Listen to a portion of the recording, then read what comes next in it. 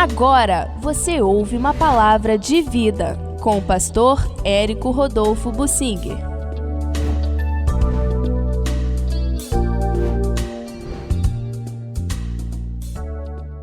O pecado de Saul o levou em desespero a fazer loucuras até a morte. Há pessoas que aceitam uma palavra de Satanás quando estão no Senhor e Satanás promete fazer uma pausa na vida cristã, um intervalo para eles poderem aproveitar o mundo. E muitos cristãos aceitam, como a Eva lá no paraíso. Ela estava no paraíso, tudo lá era bom, mas ela aceitou uma sugestão maliciosa de Satanás para comer aquela fruta em desobediência a Deus. Eu me lembro que eu já conheci muitos cristãos que diziam mais ou menos o seguinte: olha, eu estou meio cansado, eu estou pensando em dar um tempo, tirar um tempo assim da igreja, ficar a sós, fazer um ano sabático e coisas parecidas. Todos que têm esse pensamento acabam se afastando do Senhor. Isso é uma tentação de Satanás. Está tão pesado, tão difícil o fardo cristão, então eu vou dar um tempo, vou me afastar um pouco da igreja para ver se as coisas melhoram. Satanás coloca isso muito na cabeça de pessoas, dá um tempo. Isso é terrível, porque é o início da queda e o poço não tem fundo. Não tem fundo. Você acha que vai poder sair um pouquinho e voltar. Você não vai conseguir mais voltar. A Bíblia nos exorta sobre o Esaú, que procurou o lugar de arrependimento e não achou. Mesmo com lágrimas, ele procurou esse lugar de arrependimento e não achou. Se você acha que está difícil com o Senhor, estará impossível afastada dele, longe dele. Então, tem que acertar agora a situação com o Senhor.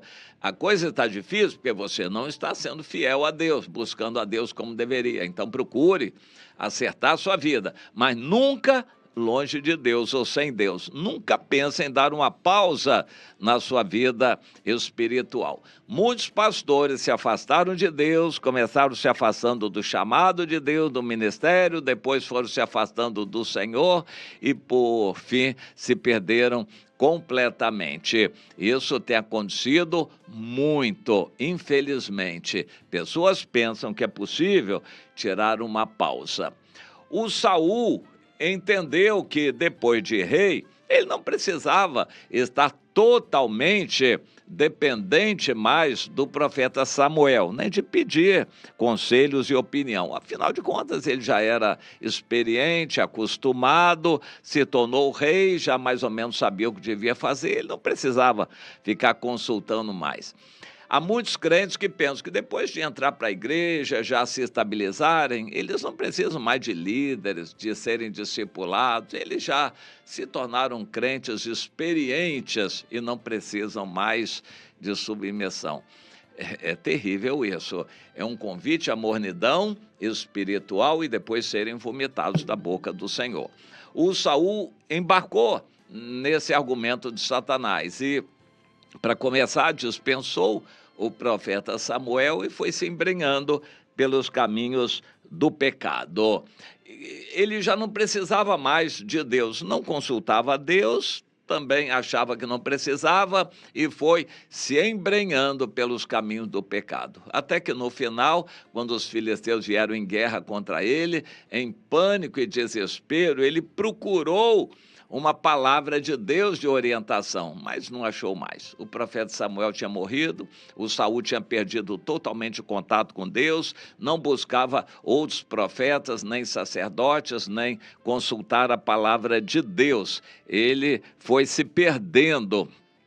Esse caminho da descida é terrível.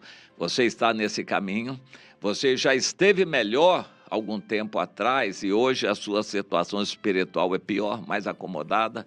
Acorde agora enquanto é tempo, porque a queda não termina. O poço não tem fundo. Você nunca vai parar mais de cair. O Saul já estava mal e a situação ficou pior. Quando ele consultou a Deus, ele achou que Deus ia gostar, ele fez como pessoas fazem hoje. Estão afastadas e então, de repente, elas dizem, não, eu vou voltar para a igreja, eu vou começar a ir à igreja. Não resolve, não. Voltar a frequentar a igreja não resolve. Você tem que ter um confronto com Deus, o arrependimento, confissão de pecados, e é bom pedir ajuda a um outro cristão experiente. Você sozinho vai ter dificuldade. O Esaú sozinho não conseguiu achar o caminho de volta. O Saul não achou mais o caminho de volta.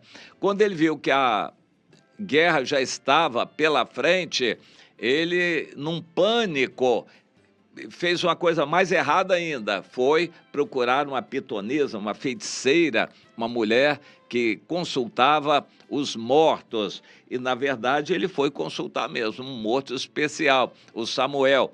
E apareceu para ele, não o Samuel, mas um demônio fingindo ser Samuel. Isso é muito comum acontecer e crentes vão ser enganados quando estiverem nesse caminho também. Vão ficar na dúvida, depois aceitarem a conversa do diabo. E o diabo falou através daquela mulher, o Saul entendeu que era o profeta Samuel, a palavra foi só de desânimo, de condenação, não ajudou em nada, foi uma falsa previsão, porque na verdade o diabo só falou de coisas que já eram sabidas e aquilo trouxe mais desespero ainda. Para consultar aquela mulher feiticeira, o Saul jejuou aquele dia todo.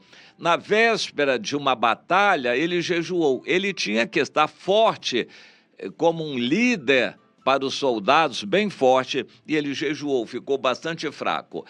Ao invés de dormir aquela noite para se preparar para o combate, ele viajou à noite para consultar aquela feiticeira. Praticamente não dormiu aquela noite. Por fim, ele não queria comer.